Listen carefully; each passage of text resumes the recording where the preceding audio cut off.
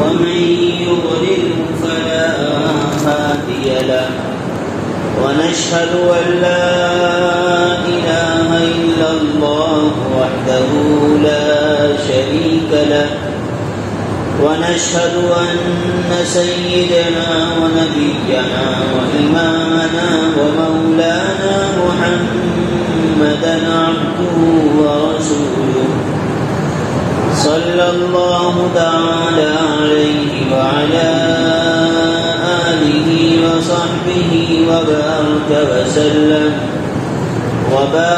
وسلم تسليما كثيرا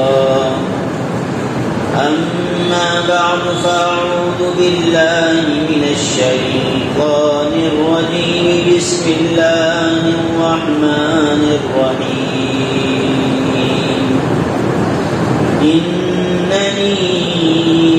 أنا الله لا إله إلا أنا فاعبدني وأقم الصلاة لذكري وقال الله سبحانه وتعالى والذين جاهدوا فينا لنهدينهم سبلنا وإن الله لمع المحسنين وقال رسول الله صلى الله تبارك وتعالى عليه وسلم تركت فيكم أمرين لن تضلوا ما تمسكتم بهما كتاب الله وسنة نبيه وقال عليه الصلاة والسلام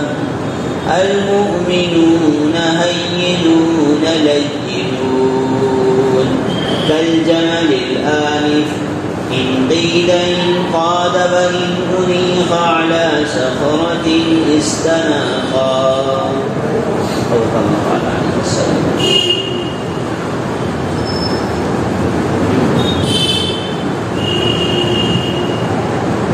میرے محترم بھائیوں بزرگوں دوستوں اور عزیزوں، سب سے پہلی بات تو یہ ہے رب کائنات کا لاکھاں لاکھ شکر اور احسان ہے کہ باری تعالیٰ نے آپ کے یہاں پر محض اپنی توفیق سے اور محض اپنے فضل سے ماہانہ یہ سلسلہ قائم کیا اور یہ سلسلہ جاری ہے۔ اللہ تعالیٰ اس سلسلے میں برکت آنے والوں کو جزائے خیر، بیٹھنے والوں کو اللہ تعالیٰ محض اپنے فضل و کرم سے جزائے عظیم عطا فرمائے۔ ان میں محنت کرنے والوں کو، کوشش کرنے والوں کو، جد و جہد اور سعی کرنے والوں کو اپنی بارگاہ میں قبول فرمائے۔ لیکن آپ حضرات یہاں پر تشریف لائے، میرا گمان یہ تھا کہ شاید مہینے میں ایک مجلس ہے، مسجد بھری ہوئی ہوگی، مسلمانوں کی کافی تعداد ہوگی، کیونکہ اللہ اور اس کے رسول صلی اللہ علیہ وسلم کی بات سننے کے لیے اور آپ کا تذکرہ سننے کے لیے مسلمان لپکتا ہے اور دوڑتا ہے۔ لیکن افسوس صدا افسوس، آج ہماری مجلسیں اور محفلیں بھی گویا کہ حقیقت سے نکل کر رسمیت پر آ گئی۔ سچی بات تو یہ ہے۔ اس لیے آپ جتنے حضرات یہاں بیٹھے ہیں، آپ سب کی ذمہ داری ہے کہ آپ کی اس ماہانہ مجلس کے اندر جتنے افراد آپ کے محلے میں رہتے ہیں آپ ان کو یہاں پر لانے کی سعی کریں، کوشش کریں، تاکہ ہر مسلمان آقا دو جہاں جناب رسول اللہ صلی اللہ علیہ وسلم کی باتوں سے، آپ کی نصیحتوں سے، دین سے، اسلام سے مستفید ہو سکے۔ میرے بھائیو، دوستوں، بزرگوں، ایک دور تھا، ایک زمانہ تھا کہ 1400 سال پہلے جب اعلان ہوتا تھا تو چوک در چوک مسجد نبوی بھر جایا کرتی تھی۔ جب مسلمانوں کے کانوں میں اعلان کرتا تھا کہ آج مسجد کے اندر قرآن و حدیث کی بات ہوگی، آج مسجد کے اندر خطاب ہوگا، آج مسجد کے اندر دینی اور اسلامی محفل سجے گی، تو پھر صحابہ کرام کو مسجد نبوی کے اندر بھی جگہ نہیں ملتی تھی، بلکہ صحابہ مسجد کی حدود سے نکل جاتے تھے اور مسجد نبوی کھچا کھچ مسلمانوں کے جمع غفیر سے بھر جایا تھا۔ یہی وجہ تھی کہ وہ مسلمان 1400 سال پہلے وہ حقیقت والے مسلمان تھے، وہ اپنا سب کچھ دین پر، اسلام پر، قرآن پر، حدیث پر، سیرت پر لٹانے کو تیار رہتے تھے۔ اور آج کے مسلمان میں فرق یہ ہے کہ آج کے مسلمان کے پاس دین پر چلنے کو چھوڑیے، دین کی بات سننے کا بھی وقت ہے۔ میں آپ سے اگر سچی بات کہوں تو کتنے مسلمان آپ کے محلے میں باہر بیٹھے ہوں گے جو موبائل چلا رہے ہوں گے، جو لیانی میں مصروف ہوں گے، جو گلیوں میں نالی کے ڈنڈوں پر بیٹھے ہوں گے، جو اللہ اس کے رسول کی بات سننے کے لیے ان کے پاس اتنا بھی وقت نہیں ہے کہ وہ اپنی ان تمام چیزوں کو چھوڑ کر اللہ کے دربار میں آ کے اللہ کے مہمان ہیں۔ یہ دربار کوئی عام دربار نہیں ہے، یہ دربار اللہ کا دربار ہے۔ اس میں آنے والا اللہ کا مہمان ہوتا ہے اور اللہ میزبان ہوتا ہے، اللہ میزبان ہوتا ہے۔ اور جس مہمان نوازی کا باری تعالیٰ نے خود حکم دیا ہو کہ خبردار اگر تمہارے گھر کے اندر کوئی مہمان بنے تو تمہارا مہمان خوش ہو کر جانا چاہیے، تم اپنے مہمان کی مہمان نوازی اپنی بساط سے زیادہ کرنے کی کوشش کرو۔ جس اللہ کا یہ فرمان ہو اس اللہ کے جو مہمان بن جائیں تو بتاؤ اللہ ان کو مغفرت کے علاوہ اور کیا دے سکتے ہیں؟ اللہ ان کے گناہوں کی معافی کے علاوہ اور اس سے بڑی نعمت کیا عطا فرما سکتا ہے؟ اس لیے میرے بھائیوں،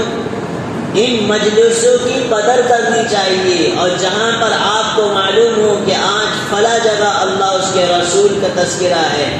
لپک کر اور بھاگ کر جانا چاہیے، کیونکہ یہ مجلس حضور اکرم صلی اللہ علیہ وسلم کی 1400 سال پہلے کی مجلسوں کی نقل ہے۔ اور ہم نے یہ سنا ہے کہ جو مسلمان نقل کیا کرتا ہے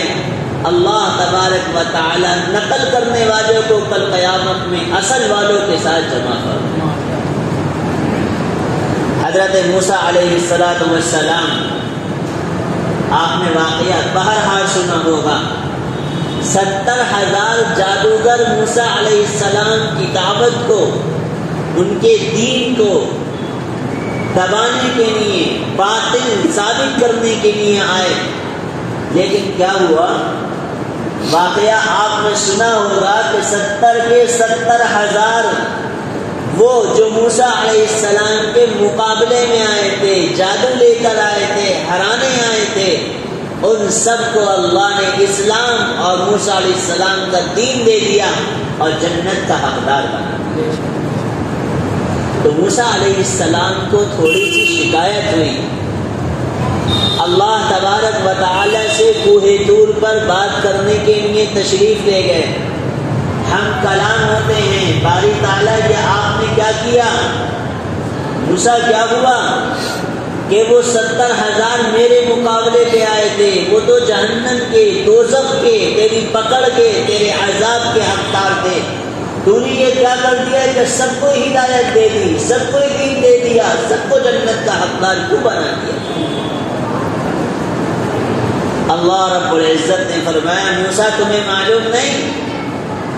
تم نے دیکھا نہیں؟ جب وہ تمہارے مقابلے پہ آئے تو میں نے یہ دیکھا کہ جو لباس تم نے پہن رکھا تھا ویسی ہی لباس انہوں نے بھی پہن رکھا تھا۔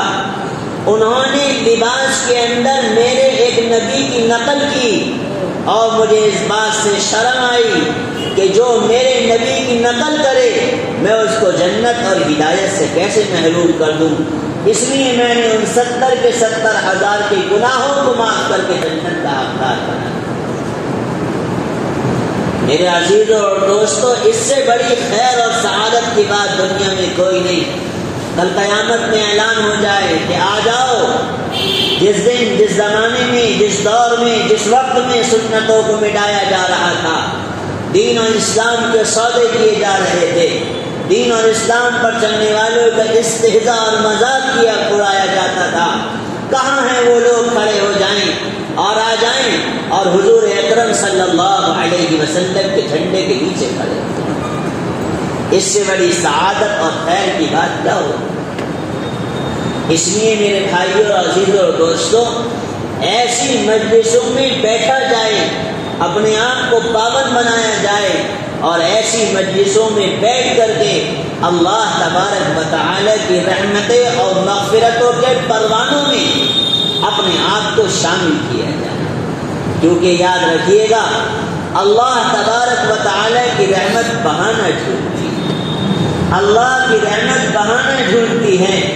اللہ چاہتا ہے میرا بندہ کب میرے پاس آ جائے۔ جو اللہ 70 سال کے پجاری صنم صنم صنم کہنے والے کو ایک مرتبہ سمت کہنے کی وجہ سے معاف کر سکتا ہے۔ فرشتے کہتے ہیں اے اللہ اس کی زبان لڑکھڑا گئی، صنم کہہ رہا تھا غلطی سے سمجھ نکل گیا، اے اللہ اس کی زبان کی غلطی ہو گئی، آپ کو نہیں پکار رہا تھا، اپنے بتوں کو پکار رہا تھا۔ رب کائنات کا اعلان ہوا فرشتوں تم یہاں سے ہٹ جاؤ، یہ میرا معاملہ، میرے بندے کا معاملہ ہے۔ اگرچہ اس کی زبان ہی لڑکھڑا گئی، غلطی سے اس نے مجھے پکارا، لیکن پکارا تو، سمجھ کہا تو اللہ نے اعلان کیا آسمان سے لبیک یا عبدی، لبیک یا عبدی، لبیک یا عبدی، اے میرے بندے میں حاضر ہوں، اے میرے بندے میں حاضر ہوں، اے میرے بندے میں حاضر ہوں۔ اور 70 سال کے پجاری کو اللہ نے معاف کر کے ہدایت دیا۔ اس لیے میرے بھائی اور دوستوں بزرگوں، اس سے بڑی سعادت اور خیر کی بات دنیا کے اندر کوئی نہیں۔ میرا آج کا موضوع ہے کہ آج دنیا کے اندر جو حالات ہیں، خصوصاً ہمارے ملک کے اندر جو حالات ہیں مسلمانوں کے اوپر، آخر ان حالات سے نکلنے کے اسباب اور ذرائع کیا اللہ کے رسول صلی اللہ علیہ وسلم ہمیں کچھ دے کر گئے ہیں؟ کیا قرآن اور حدیث کے اندر کچھ چیزیں ملتی ہیں یا نہیں؟ کہ آپ نے کچھ دیا ہو امت کو کہ امت کے ساتھ جب یہ حالات آئیں اور امت کے ساتھ جب یہ وسائل اور پریشانیاں آئیں تو پھر امت ان حالات کا مقابلہ کن سے؟ میرے عزیزوں اور دوستوں، آقا دو جہاں جناب رسول اللہ صلی اللہ علیہ وسلم کو اللہ نے 5 چیزیں بتا دی تھی قیامت تک آنے والی۔ آپ نے فرمایا میری امت کے لوگوں دنیا میں ایسا بھی ہوگا، ایسا بھی ہوگا۔ پھر آپ نے ایک مرتبہ فرمایا تم پر ایسے حالات آئیں گے، یصبح مومنا یمسی کافرا، یمسی مومنا یصبح کافرا۔ آپ نے فرمایا ایک دور تم پر ایسا بھی آئے گا کہ صبح کو مسلمان ہوگا اور شام کو ہوتے ہوتے مسلمان اسلام کا سودا کر بیٹھے۔ اللہ ہم سب کی حفاظت کرے۔ اللہ کے رسول صلی اللہ علیہ وسلم نے جو حالات دنیا کے اندر آنے والے ہیں آپ نے ان حالات سے نمٹنے کا، نکلنے کے اسباب اور ذریعے ہم سب کو عطا فرمائے۔ آج پورے ملک میں جو حالات ہیں مسلمانوں، اگر آپ تاریخ پڑھو، نبی کی سیرت پڑھو، قرآن کی تفسیر سنو، صحابہ کی سیرت پڑھو، اسلام کی تاریخ پڑھو، تو آپ کو معلوم ہوگا کہ ایسے ایسے حالات دنیا میں اس سے پہلے بھی آئے ہیں، لیکن ان حالات سے نمٹنے کے لیے آقا دو جہاں جناب رسول اللہ صلی اللہ تبارک و تعالی علیہ وسلم نے جو چیزیں ہمیں عطا فرمائی ہیں، انہی چیزوں کے ذریعے سے، انہی اسباب کو اختیار کر کے ہمارے یہ حالات دور ہو سکتے ہیں، اس کے علاوہ ہمارے یہ حالات دور نہیں ہو سکتے۔ آپ دنیا سے تشریف لے کر جانے سے پہلے آپ نے فرمایا ترکت فیکم امرین، میں دیکھ رہا ہوں کہ دنیا کے اندر کیا کیا حالات آنے ہیں، کیا کیا چیزیں ہونی ہیں، لیکن خبردار مسلمانوں، تم پر جو بھی حالات آ جائیں، تم پر جو بھی مظالم ڈھائے جائیں، تمہارے خلاف زمین کتنی ہی تنگ نہ کر دی جائے، تمہارے خلاف دنیا کے، تمہارے خلاف کتنے ہی قانون نہ بنا دیے جائیں، لیکن مسلمانوں خبردار خبردار، اسلام کو نہ چھوڑنا، میری سنتوں کو نہ چھوڑنا، اور میرا لاہب دین کو نہ چھوڑنا۔ ترکت فیکم امرین، آپ نے فرمایا دو چیزیں میں تمہارے درمیان چھوڑ کر جا رہا ہوں، دو چیزیں چھوڑ کر جا رہا ہوں۔ مجھے معلوم ہے تم پر کیا کیا حالات آنے ہیں، مجھے معلوم ہے دنیا کی تمام طاقتیں تمہارے خلاف یکجا ہو جائیں گی، مجھے معلوم ہے کہ زمین تمہارے لیے تنگ کر دی جائے گی، مجھے معلوم ہے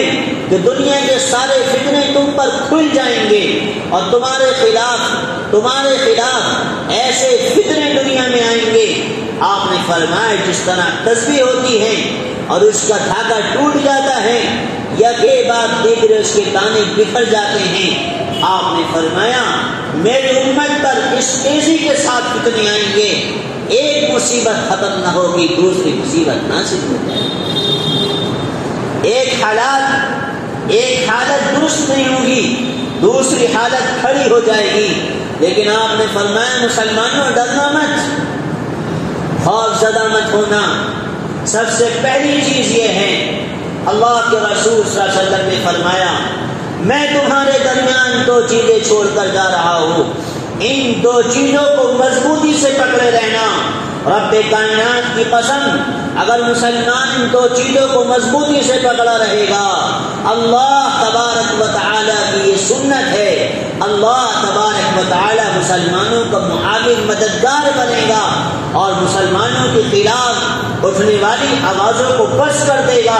اور مسلمانوں کے خلاف اٹھنے والے قدموں کو اللہ توڑ دے گا، اور مسلمانوں کے خلاف اٹھنے والی طاقتوں کو اللہ مغلوب کر دے گا۔ پہلی چیز یہ ہے میرے بھائیوں، اللہ کے رسول صلی اللہ علیہ وسلم نے ارشاد فرمایا پہلی چیز ہے کتاب اللہ، پہلی چیز ہے کتاب اللہ، میں تمہارے درمیان قرآن کریم اللہ کی کتاب چھوڑ کر جا رہا ہوں۔ مسلمانوں آج ہمارا سب سے کمزور تعلق اللہ کی کتاب کے ساتھ ہے، سب سے کمزور تعلق اللہ کے ساتھ ہے، سب سے کمزور تعلق مسجدوں کے ساتھ ہے، سب سے کمزور تعلق دین اور اسلام کے ساتھ۔ معاف فرمانا، مسلمانوں کے پاس موبائل چلانے کا وقت ہے لیکن نماز پڑھنے کا وقت نہیں، اللہ کے دین کی بات سننے کا وقت نہیں، دین پڑھنے کا وقت نہیں، اسلام پڑھنے کا وقت نہیں، قرآن پڑھنے کا وقت نہیں۔ دنیا کے سارے کاموں کے پاس مسلمانوں کے پاس وقت ہے، لیکن اللہ اس کے رسول کے لیے آج کے مسلمان کے پاس کوئی وقت نہیں۔ آپ نے فرمایا اللہ سے تعلق مضبوط رکھنا، اگر تمہارا تعلق اللہ سے کمزور ہو جائے گا، تمہارے رونے میں کمی آ جائے گی، تمہارے اللہ سے تعلق میں کمی ہو جائے گی، تمہاری دعاؤں میں کمی ہو جائے گی، تمہارے سجدوں میں کمی ہو جائے گی، تو آپ نے فرمایا پھر اللہ تبارک و تعالی تمہاری مدد اور تمہاری نصرت کے لیے فرمائے۔ اس لیے مسلمانوں پہلی چیز یہ ہے کہ اللہ کی معرفت حاصل کریں، اللہ کو سمجھیں، اللہ کے خوف کو، تقوی کو، خشیت کو ہم دل کے اندر بٹھائیں۔ معاف فرمانا، ہم نے اللہ کو صرف ابھی مانا ہے، اللہ کو جانا نہیں۔ جو مسلمان اللہ پر ایمان رکھتا ہو، جس اللہ نے کائنات کو بنایا ہو،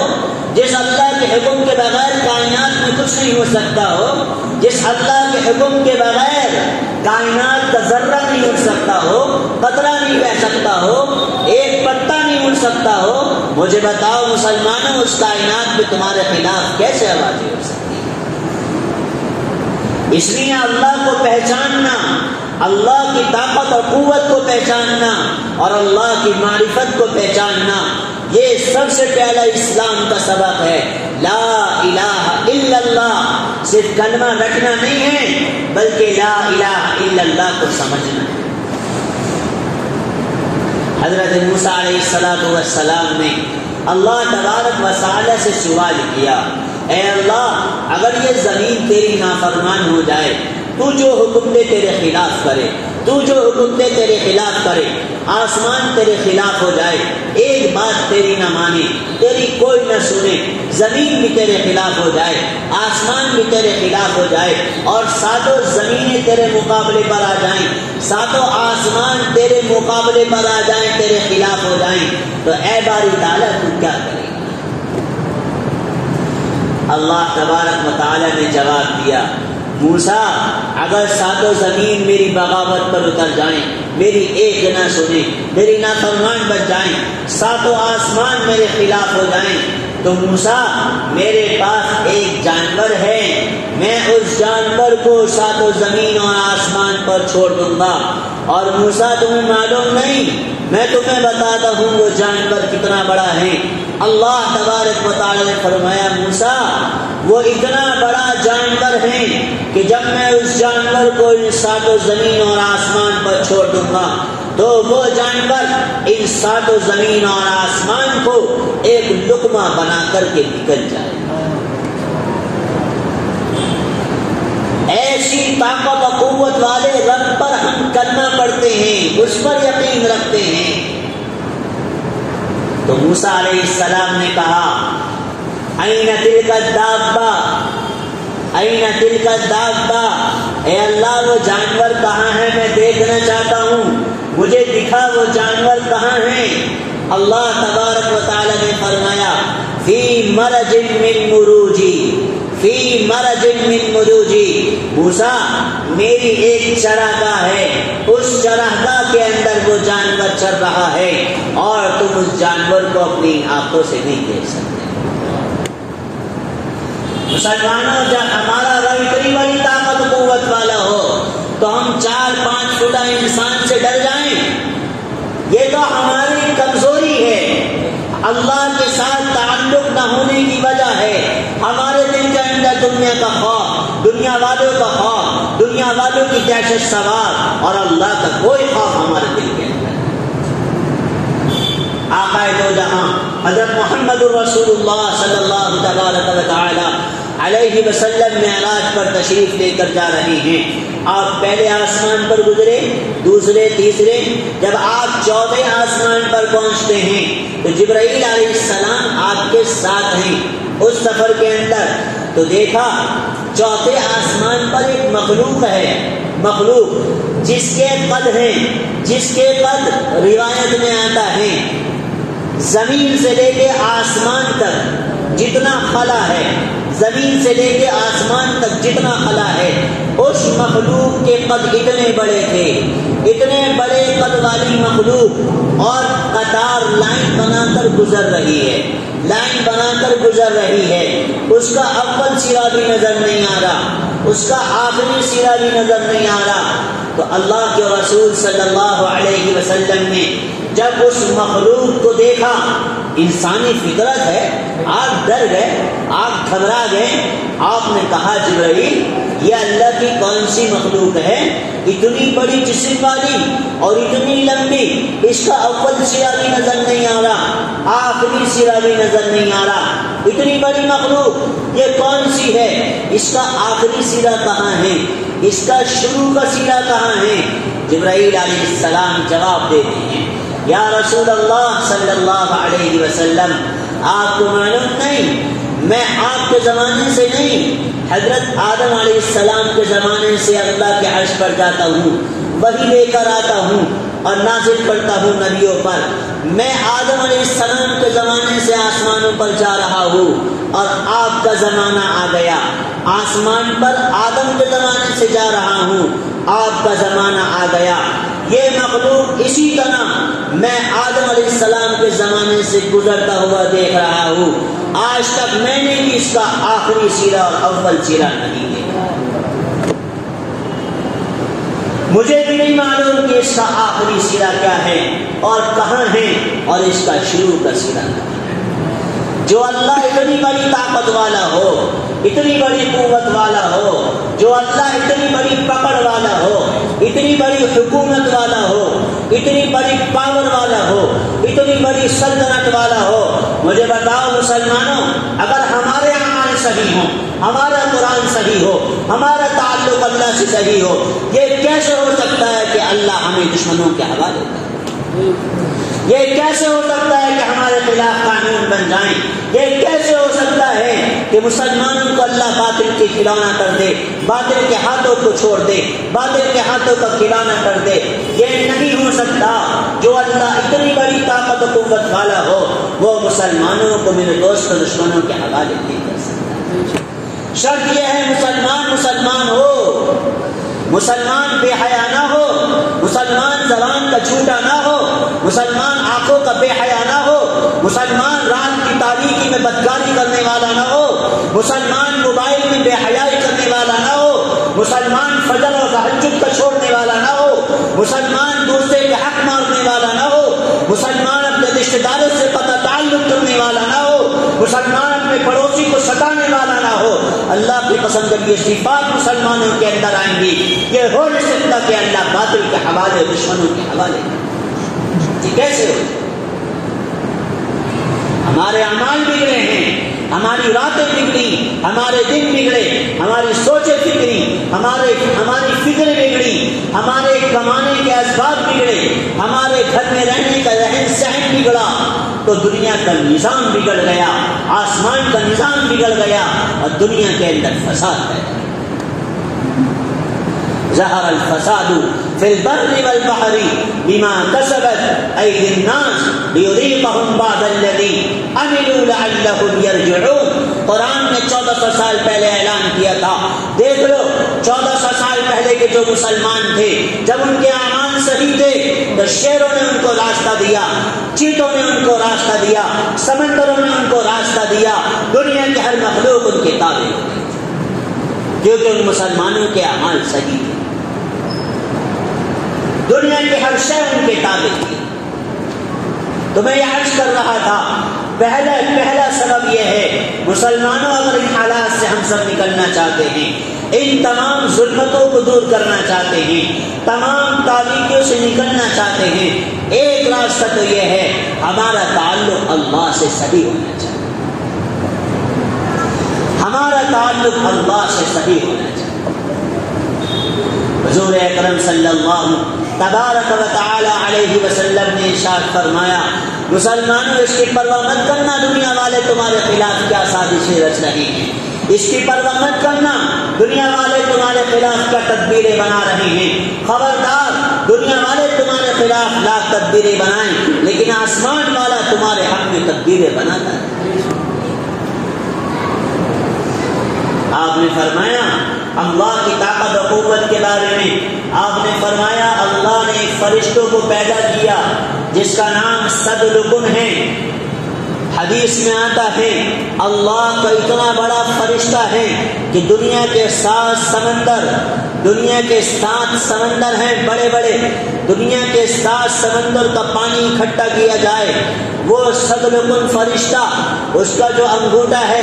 اس انگوٹھے کا ناخن اتنا بڑا ہے۔ روایت میں آتا ہے دنیا کے 7 سمندروں کا پانی وہ صدرکن فرشتہ اگر اپنے انگوٹھے کے ناخن میں اٹھائے، رب کائنات کی قسم ایک قطرہ بھی اس کے انگوٹھے کے ناخن سے نیچے نہیں گر سکتا۔ اس لیے میرے بھائیوں اور دوستوں عزیزوں، بنیادی چیز یہ ہے ہمیں اللہ کو راضی کرنا پڑے گا، اللہ کے ساتھ تعلق قائم کرنا پڑے گا، اللہ کے ساتھ سچی محبت کرنی پڑے گی، اور اللہ تعالیٰ کے ساتھ ہمیں سچا تعلق نبھانا پڑے گا۔ ورنہ یہ نہیں ہو سکتا ہے کہ مسلمان عبادت گزار بھی ہو، مسلمان نماز کا پابند بھی ہو، مسلمان حرام سے بچنے والا بھی ہو، مسلمان تہجد گزار بھی ہو، مسلمان جھوٹ بولنے والا بھی نہ ہو، مسلمان جو ہے وہ سود پر بیاج پر کاروبار کرنے والا نہ ہو، مسلمان 100% اللہ کا اطاعت گزار ہو، اور مسلمانوں کے خلاف دنیا ہو جائے، مسلمانوں کے خلاف حکومت ہو جائے، مسلمانوں کے خلاف قانون بن جائیں، یہ نہیں ہو سکتا ہے۔ اگر مسلمان 100% دیندار ہے، اللہ تبارک و تعالی ان مسلمانوں کا محافظ اور معاون ہوتا ہے، محافظ اور معاون ہوتا ہے۔ اس لیے میرے عزیزوں اور بھائیوں، پہلی چیز یہ ہے اللہ کے رسول صلی اللہ علیہ وسلم نے فرمایا اگر دنیا کی تاریکیوں سے نکلنا چاہتے ہو، نظام دنیا کو بدلنا چاہتے ہو، حکومت کو بدلنا چاہتے ہو، پہلی چیز یہ ہے کہ اپنا تعلق اللہ سے مضبوط کرو، اپنا تعلق اللہ سے مضبوط کرو۔ مجھے بتاؤ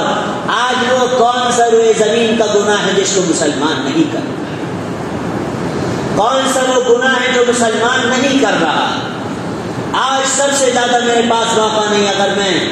بتانا چاہوں تو میرے بھائیوں شاید دنیا کا اللہ کی وہ کوئی نافرمانی ہوگی جس کو مسلمان انجام نہیں دے رہا، اور سب سے زیادہ روئے زمین پر اگر کوئی فساد، اگر کوئی گناہ، بدکاری، بے حیائی، جھوٹ، سود، بیاج پر کوئی کاروبار ہو رہا ہے اور کرنے والے ہیں تو سب سے زیادہ مسلمان۔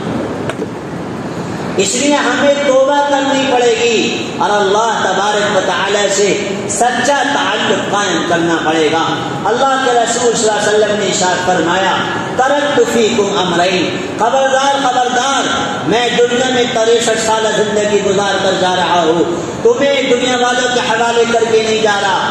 بے آسرا چھوڑ کر نہیں جا رہا، بے لگام چھوڑ کر نہیں جا رہا۔ آپ نے فرمایا قیامت تک آنے والے اگر اپنی حفاظت چاہتے ہو تو 2 کام کرتے رہنا، ترکت فیکم امرین، یہ 2 چیزیں چھوڑ کر جا رہا ہوں، خبردار جو حالات تم پر آئیں سہ لینا، لیکن میرے دین کا، میرے اسلام کا، میرے ایمان کا، میری سنت کا، میرے قرآن کا، میری حدیث کا کوئی فرمان نہ چھوڑنا اور اس دین کا مذاق نہ اڑانا۔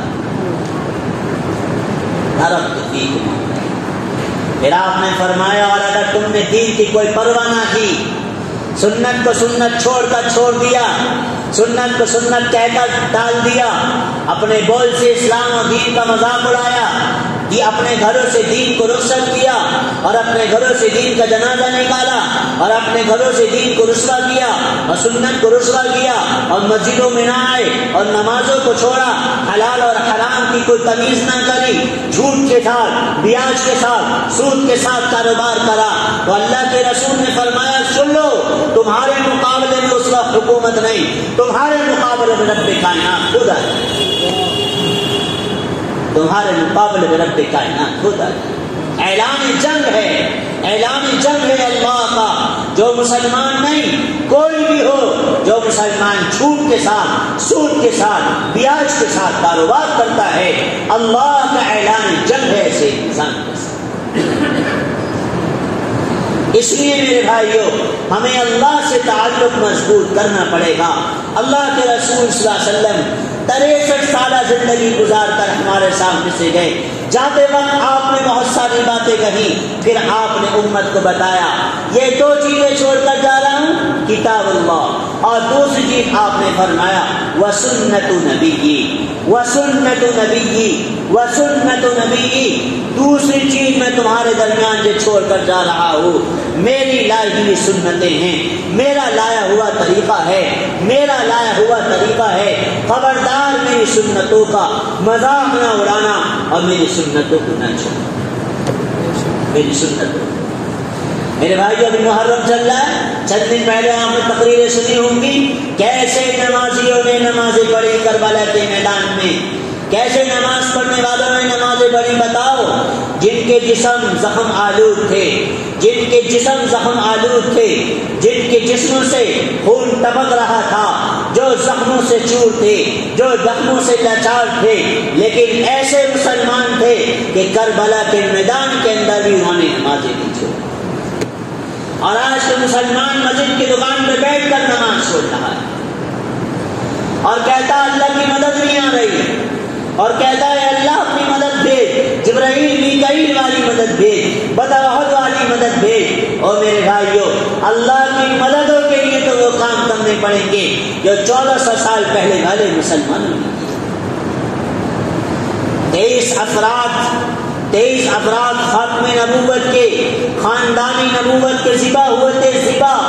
23 افراد، ایک نے بھی نماز نہیں چھوڑی تھی، ایک نے بھی نماز نہیں چھوڑی تھی۔ ارے اس میدان میں تو نماز نہ پڑھتے کیا ہو جاتا، جنت تو ان کی پکی تھی۔ اللہ کے رسول صلی اللہ علیہ وسلم نے تو بہت پہلے کہہ دیا تھا، جنت کا پروانہ دے دیا تھا، سیدہ شباب اہل الجنہ، یہ تو کہہ دیا تھا، کیا ضرورت تھی پھر نماز پڑھنے کی؟ لیکن مجھے اور آپ کو بتانا تھا، 14ویں صدی کے مسلمانوں کو بتانا تھا، خبردار دکان بند کرنی پڑے، کاروبار چھوڑنا پڑے، گھر بار چھوڑنا پڑے، ملازمت چھوڑنی پڑے، اگر تمہارے کام میں اللہ اکبر کی صدائیں پہنچ جائیں، نماز کے لیے آ جانا، مسجد میں آ جانا، تمہاری کامیابی، تمہاری بلندی، تمہاری عزت یہ ہے کہ اپنے سر کو پیشانی کو رب کے سامنے جھکا دو۔ اللہ کے رسول صلی اللہ علیہ وسلم کی ساری زندگی، حالانکہ آپ کے لیے تو جنت طے تھی،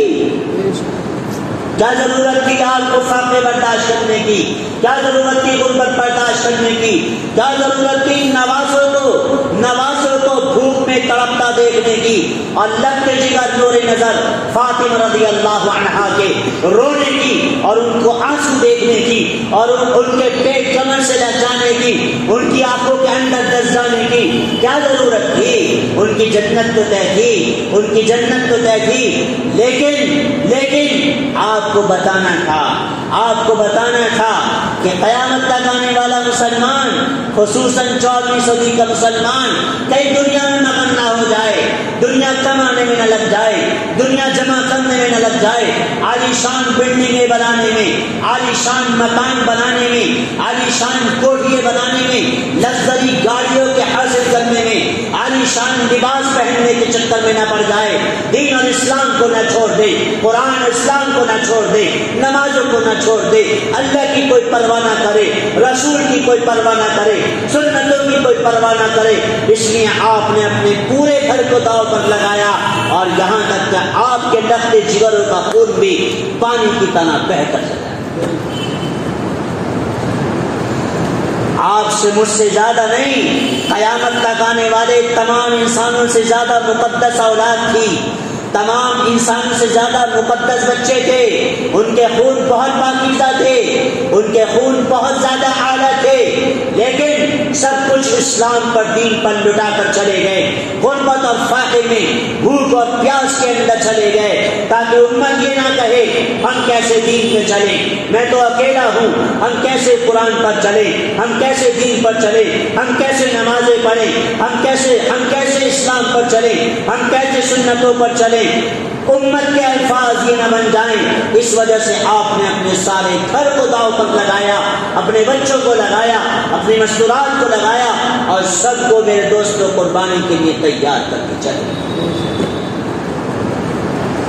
اللہ کے رسول صلی اللہ علیہ وسلم ایک مرتبہ مسجد نبوی میں بیٹھے ہیں، آپ کو بے چینی ہوئی، آپ فوراً مسجد نبوی سے نکلے، صحابہ سے کہا میرے ساتھ چلو، چند صحابہ آپ کے ساتھ ہوئے تو آپ گھر گئے حضرت فاطمہ رضی اللہ عنہا کا برابر میں گھر تھا، مسجد نبوی جو آج موجود ہے اس کے پیچھے مقابل، تو حضرت فاطمہ رضی اللہ عنہا کے گھر پہنچے، سلام کیا، داخل ہوئے، فاطمہ فاطمہ، حضرت فاطمہ رضی اللہ عنہا جن کے بارے میں آپ نے فرمایا میری لخت جگر، میری نور نظر، میرے جسم کا ٹکڑا، میری محبت فاطمہ ہے، آپ نے فرمایا سب سے زیادہ مجھے محبت فاطمہ رضی اللہ عنہا سے ہے۔ حدیثیں موجود ہیں جن کی مناقبت میں، جن کی فضیلت میں، تو آپ تشریف لے گئے تو وہ گھر کی دیوار سے کونے میں لگی بیٹھی، یوں بیٹھی تھی، آنکھوں سے آنسو جاری تھے، آنکھوں سے آنسو بہ رہے تھے، اٹھا نہیں جا رہا تھا۔ اللہ کے رسول صلی اللہ علیہ وسلم تشریف لائے، فاطمہ کیا ہوا، کیوں رو رہی ہو، بچے کہاں ہیں، حسن اور حسین کہاں ہیں، میرے لخت جگر نور نظر، کیا بچے تھے، ہائے ہائے میرے دوستوں بزرگوں، اتنی محبت، اتنا عشق، اتنا پیار کہ پیشانی کا بھی بوسہ لیا، رخساروں کا بھی بوسہ لیا، سر کا بھی بوسہ لیا، لبوں کا بھی بوسہ لیا، جسم کا بھی بوسہ لیا، یوں دبوچ لیا کرتے تھے محبت اور پیار میں، اور محبت اور پیار میں آنسو نکل جاتے تھے۔ تو پوچھا فاطمہ کہاں ہیں بچے، کہاں ہیں، ادھر سخت دھوپ، مکے کی اور حجاز کی سخت دھوپ، تم نے اس وقت بچے کو کہاں بھیج دیا؟ دو بیوی جواب دیتی ہیں، ابا جان یا رسول اللہ صلی اللہ علیہ وسلم کئی دن سے فاقہ ہے، بچے مستقل رو رہے ہیں، ان سے بھوک برداشت نہیں ہو رہی ہے، آج وہ زیادہ رو رہے تھے، مجھے بھی پریشان کر رہے تھے، تو میں نے علی کو باہر بھیج دیا، جاؤ کچھ مزدوری کر لو، کچھ مزدوری کر کے کچھ کما لو اور کچھ کھانے کا انتظام کر لو تاکہ بچوں کے آنسو تھم جائیں، ان کی بھوک مٹ جائے، ان کی پیاس بھج جائے، ان کا پیٹ بھر جائے۔ تو میں نے علی کو باہر بھیجا ہے، وہ یہاں رہتے تو اور پریشان کرتے بچے، میں نے علی کے ساتھ حسن حسین کو بھی باہر بھیج دیا صلی اللہ علیہ وسلم۔ مسلمانوں ہم تو یہ سمجھتے ہیں کہ بس ادھر دعا ہو ادھر کام ہو جائے، کہ اللہ کے رسول صلی اللہ علیہ وسلم دعا نہیں کر سکتے تھے،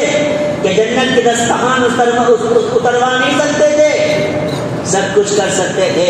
آپ فوراً دوڑے باہر، مدینے میں تلاش کر رہے ہیں کدھر ہیں علی، کہاں مزدوری کر رہے ہیں، کدھر ہیں علی، کہاں مزدوری کر رہے ہیں؟ تو دیکھا ایک جگہ یہودی کا باغ ہے، حضرت علی رضی اللہ عنہ کے ہاتھ میں ڈول ہے اور کنواں ہے، ڈول ڈال رہے ہیں، پانی نکال رہے ہیں، یہودی کے باغ کو پانی دے رہے ہیں، اور وہ آگ کے لگتے جگہ نور نظر سخت دھوپ کے اندر ہو رہے ہیں اور وہیں کھیل رہے ہیں۔ تو اللہ کے رسول صلی اللہ علیہ وسلم باغ میں گئے، علی کیا کر رہے ہو؟ یا رسول اللہ صلی اللہ علیہ وسلم میں نے اس یہودی سے طے کیا ہے کہ میں تیرے اتنے ڈول تیرے باغ میں دے دوں گا، پانی دے دوں گا، اس کے بدلے چند کھجوریں مجھے ملیں گی۔ حسن اور حسین بہت دن سے بھوکے ہیں، میں بھی بھوکا ہوں، فاطمہ کو بھی کئی دن سے فاقہ ہے، کچھ کھجوریں مل جائیں گی اس مزدوری کے اندر اور ہم اپنا پیٹ ان کھجورے سے بھر لیں گے، کچھ اپنا فاقہ مٹا لیں گے، کچھ اپنی بھوک کو ہم مٹا لیں گے۔ کیا آج کے دور کے اندر کسی کا گھر ہے ایسا کہ جس کے گھر کے اندر دین اسلام کی وجہ سے فاقے آئے ہوں؟ ارے دنیا کی وجہ سے نہیں آئے، دین اسلام کی وجہ سے کیا ہے؟ تو آپ نے فرمایا علی ان دونوں بچوں کو اتنی تیز دھوپ کے اندر کیوں چھوڑ رکھا ہے؟ ارے ان کو گھر چھوڑ کے آ جاتا۔ یا رسول اللہ صلی اللہ علیہ وسلم یہ کئی دن سے رو رہے ہیں، اگر میں ان کو گھر چھوڑتا یہ اپنی اماں کو اور پریشان کرتے، فاطمہ رضی اللہ عنہا کو اور پریشان کرتے، میں ان کو اپنے ساتھ لے آیا تاکہ تھوڑا ان کا دل بہل جائے، یہ یہاں پر رک جائیں اور میں مزدوری کر کے تھوڑی مزدوری حاصل کر کے پیٹ کروں۔ کیا ہم سے زیادہ توکل والے نہیں تھے؟ کیا ہم سے زیادہ اللہ سے تعلق والے نہیں تھے؟ کیا ہم سے زیادہ اللہ سے عشق والے نہیں تھے؟ کیا ہم سے زیادہ دعا والے نہیں تھے؟ کہ ہم سے زیادہ مسلح کو آباد کرنے والے نہیں تھے، سب کچھ تھے، لیکن میرے بھائیوں دوستوں بزرگوں انہیں پتا تھا کہیں ایسا نہ ہو امت یہ کہے ہم کیسے دین پر چلیں، ہم کیسے نماز کو پڑھیں، ہم کیسے سنتوں پر چلیں، ہم کیسے اسلام پر چلیں۔ دنیا کے حالات، دنیاوی مصروفیات، کاروبار کی مشغولیات ہمیں اس کی اجازت نہیں۔ اس لیے مسلمانوں یہ آپ کی پہلی ذمہ داری ہے، اسلام اور دین پر چلنا، اپنی اولاد کو چلانا، گھر والوں کو چلانا۔ یاد رکھیے گا پوری دنیا کے اندر جو حالات چل رہے ہیں، میرے پاس وقت نہیں ہے ورنہ آپ کو بتاتا۔ ایک ملک کی کارگزاری ابھی ہمارے دوستوں نے بتائی، 7,000 عرب جو صحابہ کی اولاد ہیں، جو بزرگوں کی اولاد ہیں، 7,000 عرب اسلام سے مرتد ہوئے۔ ابھی میں سفر کر کے آیا ایک جگہ کا، 240 گھرانے مسلمانوں کے تھے، 240 گھرانے میں سے آج 20 گھرانے صرف مسلمانوں کے بچے ہیں، 220 گھرانے اسلام سے مرتد ہو گئے ہیں۔ کہاں وہ ہوائیں چل رہی ہیں ارتداد کی، بے دینی کی، وہ ہوائیں چل رہی ہیں۔ مسلمانوں اگر آپ نے فکر نہ کری اولاد کی اور اپنی مستورات کی تو یاد رکھنا غفلت کی بنیاد پر اللہ نہ کرے خدا ہماری حفاظت فرمائے، ایسا نہ ہو ہم دنیا سے چلے جائیں، ہمارے پیچھے ہمارے دین کا بھی جنازہ چلا۔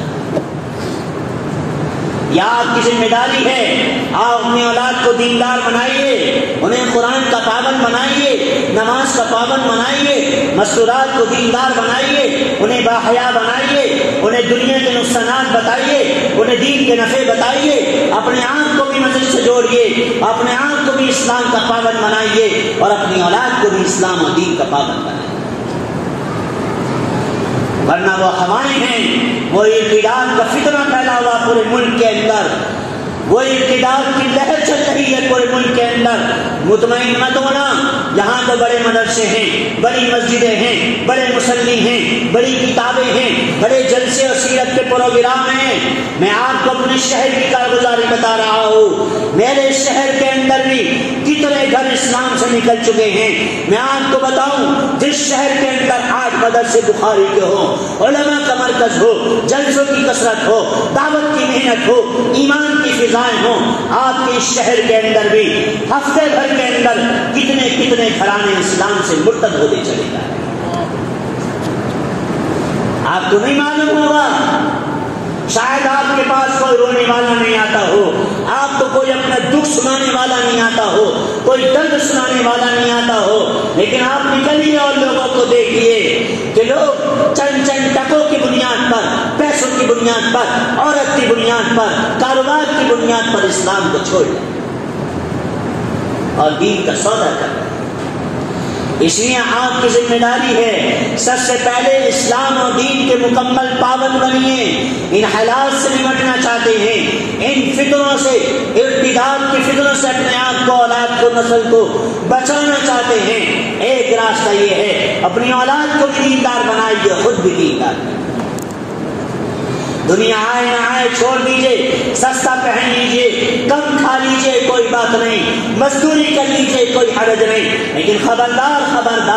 سود اور پیاز کا کاروبار نہ کریں، جھوٹ کے ساتھ زندگی نہ گزاریں، سود کے ساتھ زندگی نہ گزاریں، دھوکے کے ساتھ زندگی نہ گزاریں۔ یہ دنیا چند دن کی ہے، نہ جانے کس وقت ہماری آنکھ بند ہو جاوے، نہ جانے کس وقت ہماری سانس بند ہو جاوے، ہمارے جنازے اٹھ کر چلے۔ کل نہیں دیکھا کیا ہوا، ہمارے متعلق تھے، ایک گھر سے 5 جنازے اٹھے، کیا توقع تھی ان کو کہ انہیں سوچا بھی تھا جس گھر کے اندر شادیاں ہو اور جس گھر میں شہنائیاں رنگ رہی ہو، شہنائیاں سجائی جا رہی ہو، جس گھر کے اندر خوشیوں کا ماحول ہو، کسی کو نہیں پتا کہ کل میرے گھر کے اندر سے، میرے بچوں کے، میری بیوی کے، میرے گھر سے 5 جنازے اٹھ جائیں گے۔ ہم اپنی امیدوں میں ہیں، ابھی تو بہت وقت ہے، ابھی تو جوانی کا نشہ ہے، ابھی تو بہت وقت ہے، آگے کر لیں گے۔ دنیا دھوکا ہے، دھوکے کا گھر ہے، مچھر کا پر ہے، دنیا دھوکا ہے، تاریک ہے، ظلمت ہے، اندھیرا ہے۔ آج زندگی ہے، نہ جانے شام کو موت ہو، شام زندگی ہے، نہ جانے کل موت ہو، نہ جانے کس وقت ہماری ساتھ بند ہو جاوے اور ہمیں بھی زمین دوز کر دیا۔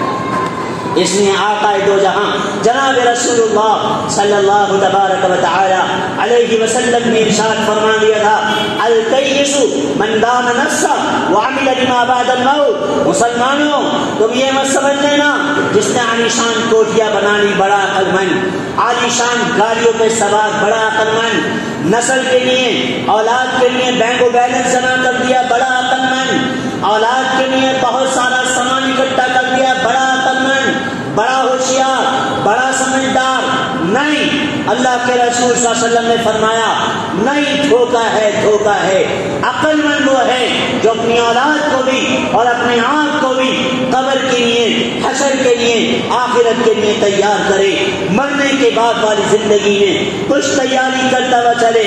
ایسے کام نہ کرے کہ آخرت اور قبر کے اندر اس کی پکڑ ہو جائے. زندگی میں آخرت کی اور قبر کی تیاری کرتا ہوا چلے، آخرت کی اور قبر کی تیاری کرتا ہوا چلے، آخرت کی قبر کی تیاری کرتا ہوا چلے. اس لیے میرے بھائی دوست بزرگوں، میں آپ سب سے عرض کرنا چاہتا ہوں اللہ واسطے اللہ کی نافرمانی زندگی سے توبہ کر لیں، اللہ کی نافرمانی والی زندگی سے توبہ کر لیں، اللہ کی نافرمانی والی زندگی سے توبہ کر لیں. ہم توبہ کر لیں. کسی کا حق مارا ہے اللہ کے واسطے دے دیں، دے دیں. ماں بہن بھائی بہن سے اگر تعلقات ختم ہیں تو جوڑ دیں، جوڑ دیں. کسی نے گالی دی ہے تو معاف کر دیں. ہمارے آگے نبی کی زندگی، صحابہ کی زندگی ہے. حضرت حسین رضی اللہ عنہ نے حسن رضی اللہ عنہ سے کہا بھائی جان، بھائی جان مجھے معلوم ہے آپ کو کس نے زہر دیا ہے، مجھے معلوم ہے آپ کو زہر دینے والا کون ہے. اور زہر سے حضرت حسن رضی اللہ عنہ کی موت ہوئی. تو حسین رضی اللہ عنہ نے کہا بھائی جان مجھے معلوم ہے آپ کا قاتل کون ہے، زہر دینے والا کون ہے. تو حضرت حسن نے کہا مجھے نہ بتاؤ، مجھے نہ بتاؤ، قیامت قریب ہے، دور نہیں ہے، قیامت قریب ہے، دور نہیں ہے. اگر تم نے مجھے بتایا اور میں نے اس سے بدلہ لے لیا اور وہ نہ ہوا تو کل قیامت میں کیا جواب دوں گا؟ اور اگر وہی ہوا تو کوئی بات نہیں، جس نے زہر دیا قیامت تو قریب ہے، میں قیامت میں اس سے اس کا بدلہ لے لوں.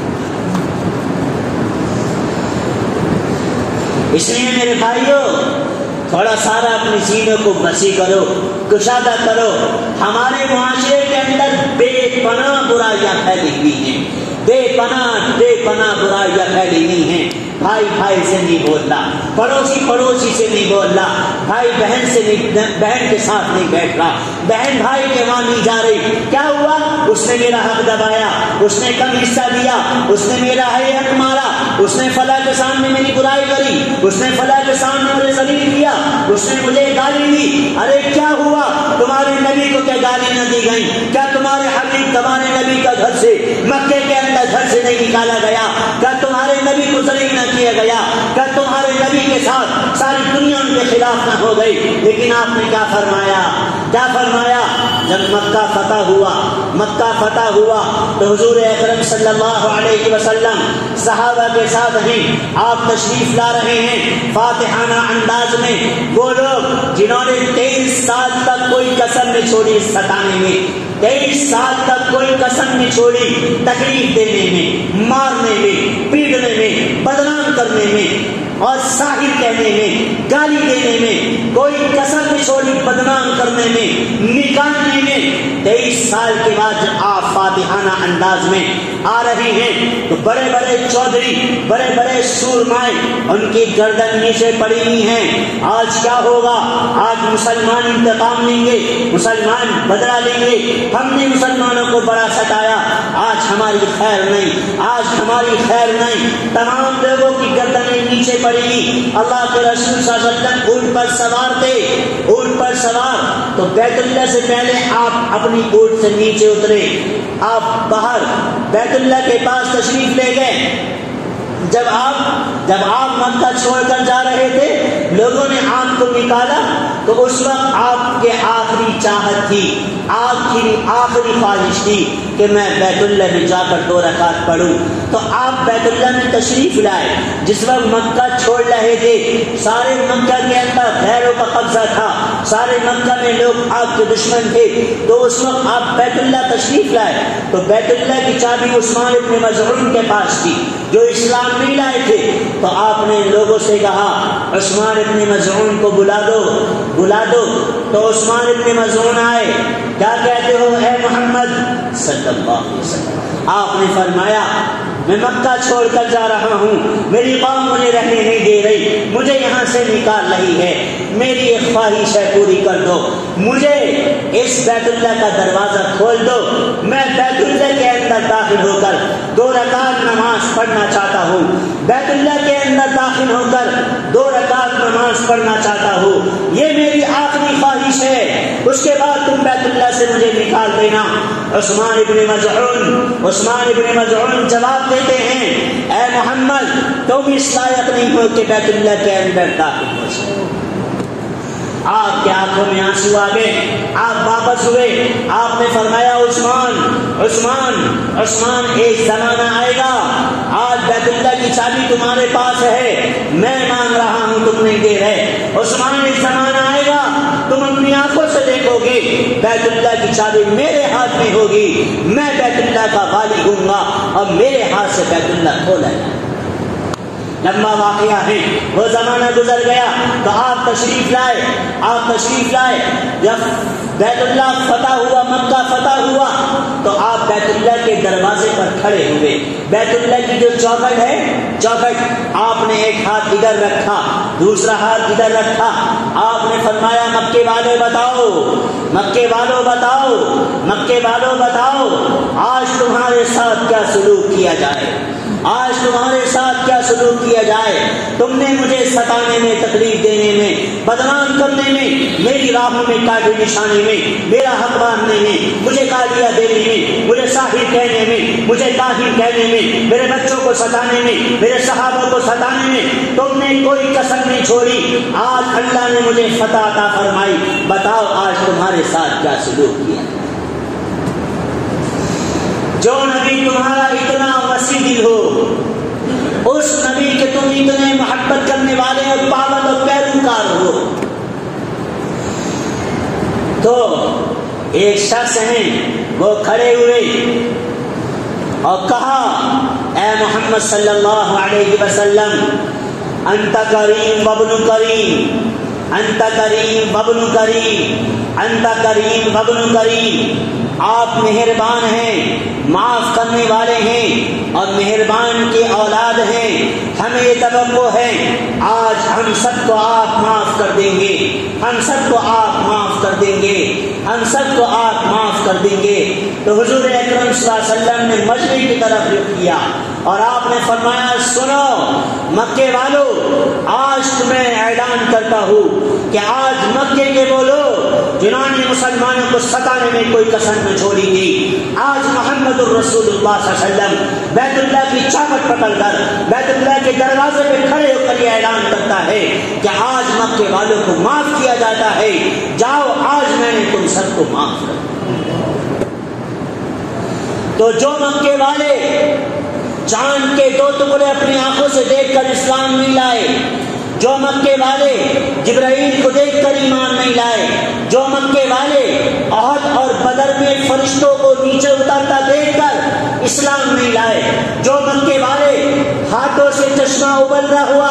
دیکھ کر اسلام نہیں لائے, وہی مکے والے جب آپ نے کہا میں نے تم سب کو معاف کر دیا تو وہی مکے والے سب کے سب اسلام کے گلزار بن گئے, اسلام کے محافظ بن گئے اور سب کی زبان پر جاری ہوا لا الہ الا اللہ محمد رسول.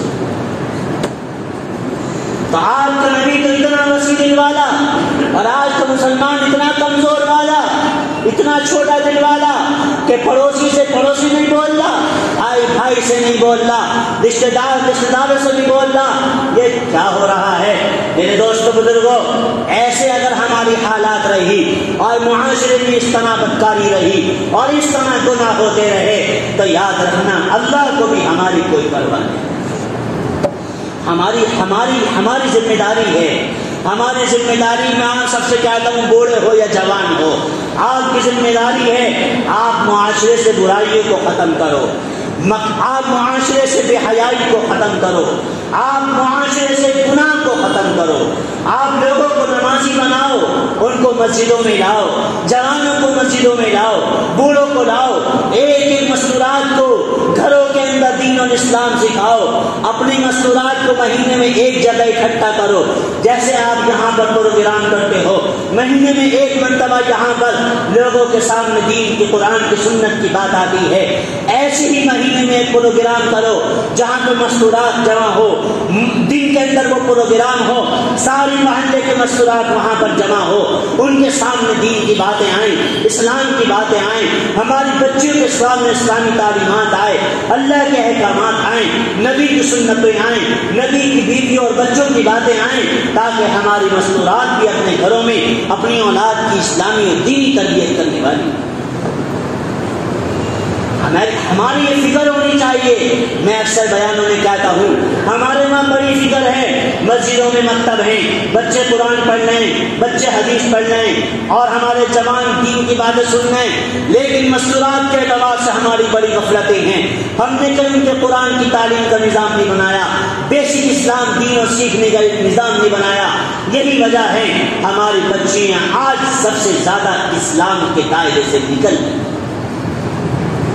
آپ کی ذمہ داری اس کو قائم کریے، آپ محلے میں ایک جگہ لیجئے، آپ کے پاس خدا نے جگہ دی ہے تو آپ کہیے ہمارے پاس جگہ ہے، لڑکیوں کا، بچیوں کا، جوان یا اور چھوٹی عمر کی، بڑی عمر کے مستورات کو مکتب قائم کریے، پڑھانے والی عالمہ معلمہ ہو، تاکہ وہ بیسک اسلام سکھائے، دین سکھائے، صحابیہ کی زندگی بتائے، ازواج مطہرات کی سیرت بتائے، ان کے سامنے بھی دین آئے، تاکہ اپنی آنے والی اولادوں کی اسلامی دینی وہ تربیت کریں، اسلامی دینی ماحول میں ہمارے اولادوں کو بٹھائیں۔ یہ ہماری ذمہ داری ہے۔ اس لیے میرے بھائیوں، اللہ کے رسول صلی اللہ علیہ وسلم نے ارشاد فرمایا تھا، پہلی چیز میں نے آپ کو بتائی، ان حالاتوں سے نمٹنے کے لیے اپنا تعلق اللہ سے مضبوط کرنا، اپنا تعلق اللہ سے مضبوط کرنا، اللہ کے ساتھ صلہ کرنا، اللہ کو راضی کرنا۔ مسلمانوں، میری آپ سے درخواست ہے، اللہ کے گھر میں بیٹھ کر کہہ رہا ہوں، ساری رات موبائل پہ نہ دباؤ، ساری رات بے حیائی کی چیزیں نہ دیکھو۔ مسلمانوں، اس سے توبہ کرو، اللہ کے ساتھ صلہ کرو، جلدی سو، آخری پہر میں اٹھو۔ اگر دنیا کے حالات بدلنا چاہتے ہو، تمہارے نبی کی ایک رات کی تہجد فوت نہیں ہوئی، مجھے بتاؤ ایک رات کی تہجد سوائے عذر کے کبھی ہمارے نبی کی فوت نہ ہوئی، اور آج کا مسلمان تہجد کو چھوڑو فجر نہیں پڑھتا۔ صحابہ کی زندگی سے تہجد فوت نہیں ہوئی، ایک سال تک صحابہ کی عادت بنانے کے لیے تہجد کو فرض کر دیا گیا، تاکہ مسلمان سمجھے جس مسلمان کا رات کا قیام نہیں، جو مسلمان رات کو مصلی پہ کھڑا نہیں ہوتا، جو مسلمان راتوں کو اللہ کے سامنے نہیں ہوتا، جو مسلمان راتوں کو اپنے ہاتھوں کو اللہ کے سامنے نہیں اٹھاتا، اس مسلمان کی زندگی میں خیر، برکتیں اور سہولتیں کیسے آ سکتی؟ اس لیے اپنے وقت کو فارغ کر کے آخری پہر میں اٹھو، چاہے 2 رکعت پڑھو کم سے کم، اور اپنے مسائل کو اللہ کے سامنے رکھو، اس کے سامنے رو۔ اللہ کی قسم، اللہ کے سوا ہمارے مسائل کو حل کرنے والا کوئی نہیں، اللہ کے سوا ان حالاتوں کو دور کرنے والا کوئی نہیں، اللہ کے سوا ان مصیبتوں کو دور کرنے والا کوئی نہیں ہے۔ اپنے حالات پریشانیوں کو اللہ کے سامنے رکھو، اس کے سامنے رو، آنسو بہاؤ، اللہ سے مانگو، اپنی نسلوں کے لیے، اولاد کے لیے مانگو۔ اللہ تبارک و تعالیٰ کو ترس آئے گا، اللہ کو ان آنسوؤں کی ترس آئے گا، اور اللہ نظام کائنات کو مسلمانوں کے رونے پر، اطاعت پر، اور قرآن اور سنت اور حدیث اور دین کی شریعت پر زندگی گزارنے پر اللہ تمام حالات کو درست کر دے گا۔ جس طرح اللہ تبارک و تعالیٰ نے 1400 سال پہلے جب مسلمانوں کے خلاف مکے میں ایک قانون پاس ہوا تھا کہ مسلمانوں سے کوئی بولے گا نہیں، مسلمانوں سے کوئی رشتہ نہیں کرے گا، مسلمانوں کے ساتھ کوئی کاروبار نہیں کرے گا، مسلمانوں کے ساتھ کوئی خرید و فروخت نہیں کرے گا، یہ قانون بنا تھا۔ آپ کے خلاف یعنی مسلمانوں کے خلاف 1400 سال پہلے مکہ کے اندر، اور اس قانون کو پاس کرنے کے لیے وہ قانون سب اس پر عمل کریں، اس کو بیت اللہ پر لٹکا دیا گیا تھا تاکہ ہر ایک اس کی خلاف ورزی نہ کرے، ہر ایک اس کے مطابق پابند رہے۔ 3 سال تک مسلمانوں کے خلاف قانون بنتا رہا، قانون بنا، مسلمانوں نے ان حالات کے ساتھ زندگی گزاری۔ میرے اور آپ کے ساتھ وہ حالات نہیں آ سکتے جو 1400 سال پہلے کے مسلمانوں کے ساتھ آئے ہیں، میرے آپ کے ساتھ نہیں آ سکتے جو میرے نبی کے ساتھ اور میرے نبی کے گھر والوں کے ساتھ آئے ہیں۔ سامان ختم ہو گیا، مسلمانوں کو پتے چاپنا پڑے، وہ پتے ختم ہو گئے، مسلمانوں کے بچے بلکتے تھے، روتے تھے، بلکتے تھے، آنسو بہاتے تھے، لیکن کوئی کھانے کا سامان نہیں تھا کیونکہ مسلمانوں کے خلاف قانون بن چکا تھا۔ لیکن کیا ہوا؟ کس نے وہ قانون مٹایا؟ کس نے اس قانون کو دیمک کی نظر کرا؟ کس نے اس لوگوں کے خلاف ان لوگوں کے دلوں میں پھر رحم ڈالا؟ وہی لوگ جو مسلمانوں کے خلاف تھے، انہی کے دل کے اندر رحم آ گیا، انہی کے دل کے اندر محبت آ گئی، انہی کے دل کے اندر شفقت آ گئی۔ ان کے دل کیسے موم ہوئے، ان کے دل کے اندر محبت کیسے آئی؟ جو مسلمانوں کے خلاف تھے پھر وہی مسلمانوں کے حق میں آواز بلند کرنے والے کیسے بن گئے؟ ایسی نہیں بنے۔ راتوں رات مسلمانوں کی رات دعاؤں میں گزری، نمازوں میں گزری، روتے ہوئے گزری، سجدوں میں گزری، بلکتے ہوئے گزری، آنسو بہاتے ہوئے گزری۔ ایک مسلمان نہیں تھا جس کی نماز چھوٹتی ہو، ایک مسلمان نہیں تھا جس کی تہجد چھوٹتی ہو، ایک مسلمان نہیں تھا جو جھوٹ بولتا ہو، ایک مسلمان نہیں تھا جو سود بیاج پر کاروبار کرتا ہو، ایک مسلمان نہیں تھا جو شریعت کے خلاف عمل کرتا ہو اور نبی کی سنت کے خلاف عمل کرتا ہو۔ تو اللہ نے اس قانون کو ہی، اس قانون کے بنانے والوں کے دل کے اندر ہی رحم ڈال دیا اور وہ قانون مٹ گیا اور مسلمان عزت کے ساتھ باہر آئے اور مسلمانوں کو غلبہ ہو گیا۔ مسلمانوں کا دین پھر مسلمانوں کا دین حضور اکرم صلی اللہ علیہ وسلم تو 13 سال رہے مدینے میں، 10 سال 23 سال وہاں رہے تو 63 سالہ زندگی، اور صحابہ کا 100 سال تک صحابہ دنیا میں زندہ رہے، 100 سال تک بس ایک صدی کے اندر اسلام عرب سے نکلا، حجاز سے نکلا، روم آیا اور ایران پہنچا، اور آج کے ہندوستان میں بھی اسلام اس زمانے میں آیا تھا، اس زمانے میں آیا۔ صحابہ کیرلا کے سمندر سے جو عرب میں جاتا ہے سفر کر کے آئے تھے، جب ہمارا جانا ہوا سب سے پہلی مسجد جو صحابہ نے بنائی وہ کیرلا کے اندر ہے، اور وہ مسجد گواہی دیتی ہے صحابہ کی محنت کی، صحابہ کی قربانی کی، جو اسلام لے کر کے سمندر سے راستے سے ہندوستان آئے تھے۔ تو اسلام کہاں کہاں پہنچ گیا تھا؟ 1.25 لاکھ صحابہ نے دنیا کا رخ موڑ دیا تھا، 1.25 لاکھ صحابہ نے اسلام کو پورے دنیا میں پہنچا دیا تھا، اسلام کو غالب کر دیا تھا۔ بڑی بڑی طاقتیں اور قوتیں اسلام کے آگے چھپ گئی تھی، اور وہ لوگ اسلام کے خلاف تھے۔ ایک دور وہ آیا، وہ کہنے لگے سب سے زیادہ امن، سب سے زیادہ سلامتی، سب سے زیادہ سکون والا اگر کوئی مذہب ہے تو وہ اسلام ہے، اگر کوئی قوم ہے تو وہ مسلمان ہے۔ ایک زمانہ آیا کہ لوگ بڑے بڑے فیصلے مسلمانوں کے پاس لاتے تھے، آپ ہمارے فیصلوں کا حل کریں، آپ سے زیادہ محبت والا، آپ سے زیادہ امن والا مذہب کوئی نہیں ہے۔ ایک دور وہ بھی آیا کہ اپنی جوان بچیوں کو مسلمانوں کے گھروں میں چھوڑتے تھے، ان کا یہ دعویٰ تھا ہماری بچیوں کی عزتوں کی اگر کوئی حفاظت ہو سکتی ہے تو مسلمانوں کے گھروں میں ہو سکتی ہے۔ ایک دور آیا تھا، لیکن آج کہاں چلے گئے وہ مسلمان کے گھرانے کہاں چلے گئے؟ وہ مسلمان کی جوانیاں ان کے گھر کہاں چلے گئے؟ لوگ راستہ چلتے ہوئے دیکھ لیا کرتے تھے، سمجھ جایا کرتے تھے کہ یہ عام بستی نہیں ہے، مسلمانوں کی بستی ہے۔ بستیوں کا حال،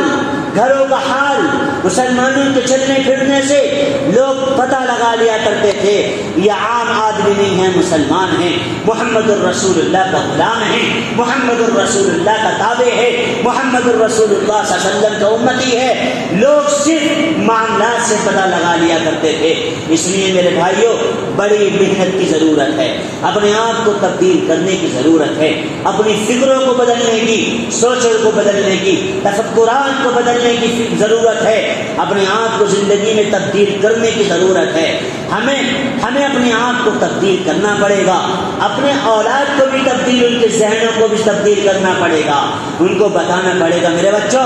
دین سب کچھ ہے، دنیا سب کچھ نہیں ہے، دنیا کمانے میں دنیا بچانے میں مگن مت ہو، اللہ اس کے رسول کے مطابق زندگی گزارو، نماز کے اہتمام کے ساتھ زندگی گزارو، سنتوں کے اہتمام کے ساتھ زندگی گزارو، کیونکہ وقت زیادہ ہو گیا، ورنہ لمبے واقعات ہیں کہ صحابہ کے نزدیک سنتوں کی کیا قدر تھی۔ آقا دو جہاں جناب رسول اللہ صلی اللہ تبارک و تعالی علیہ وسلم کے ایک ایک صحابی ایک ایک سنت پر جان دینے والے عبداللہ ابن حذیفہ رضی اللہ عنہ نے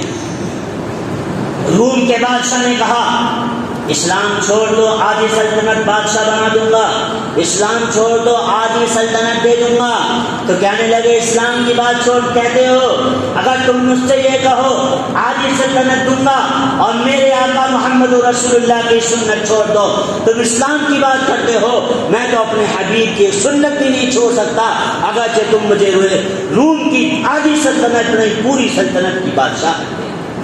عبداللہ ابن حذیفہ رضی اللہ عنہ کھانا کھا رہے تھے، ایک لقمہ گر گیا، اٹھایا صاف کرا کھانے لگے، برابر میں بیٹھے ایک شخص نے کہا تمہیں معلوم نہیں شاہی دسترخوان ہے، شاہی دسترخوان ہے،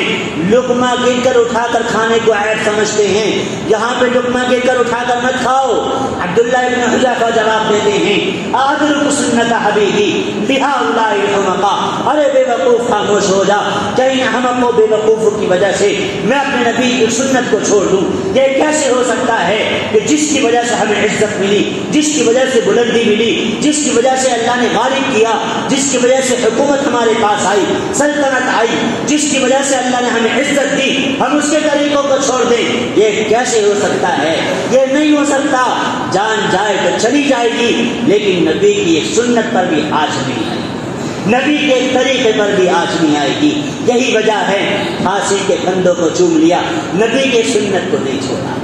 شیر کے بھوکے شیروں کے سامنے ڈال دیا گیا اور ان بھوکے شیروں نے ان کو کھا لیا، لیکن نبی کی سنت کو نہیں چھوڑا۔ جلتے ہوئے انگاروں میں ڈال دیے گئے، بھول گئے، راکھ ہو گئے، خاکستر ہو گئے، لیکن نبی کی سنت کو نہیں چھوڑا۔ مسلمانوں، جب تک میرے آپ کے اندر یہی جذبہ نہیں ہوگا، میرے آپ کے اندر یہی امیدیں اور امنگیں نہیں ہوں گی، جب تک ہم دنیا کے اندر فاتح نہیں ہو سکتے، غالب نہیں ہو سکتے۔ اللہ تعالی ہماری عزتیں نہیں دے سکتا،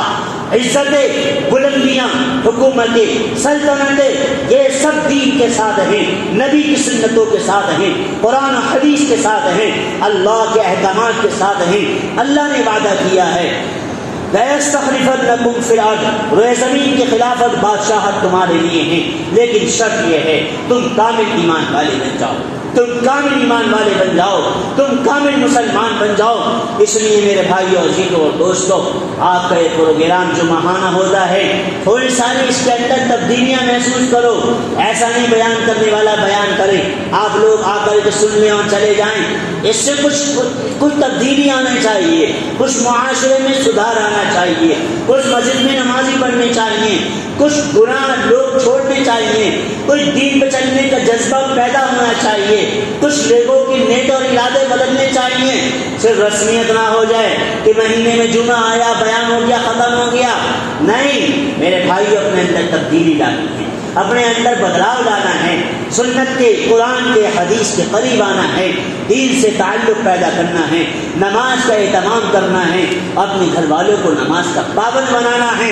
اپنی اولاد کی دینی اسلامی تربیت کرنی ہے۔ یہ ہم سب کی ذمہ داری ہے، ہم سب کی ذمہ داری ہے۔ اللہ تبارک و تعالی آپ تمام حضرات کی آمد کو، بیٹھنے کو، قربانی کو، سننے کو، آپ تمام حضرات کی جدوجہد کوششوں کو، اس میں جو لوگ حصہ لیتے ہیں، محنتیں کرتے ہیں، جن کی محنتوں سے پروگرام ہوتا ہے، اللہ ان سب کی محنتوں کو، کاوشوں کو اپنی بارگاہ میں